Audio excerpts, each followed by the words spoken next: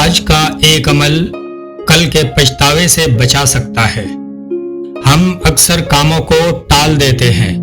ہم انتظار کرتے ہیں اس امید پر کہ شاید سب کچھ خود بخود ٹھیک ہو جائے گا، لیکن دل کے کسی گوشے میں ہمیں معلوم ہوتا ہے کہ ہمارے پاس کچھ نہ کرنے کا بھی انتخاب موجود ہے، اور بعض اوقات یہی انتخاب سب سے زیادہ تکلیف دہ ثابت ہوتا ہے۔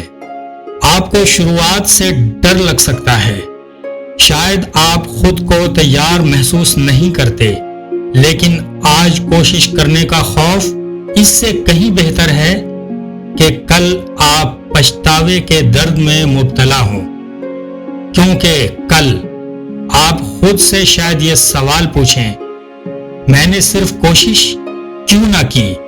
یاد رکھیں، آپ کو کامل ہونے کی کوئی ضرورت نہیں، آپ کو بس قدم رکھنا ہے، چاہے وہ چھوٹا سا قدم ہی کیوں نہ ہو۔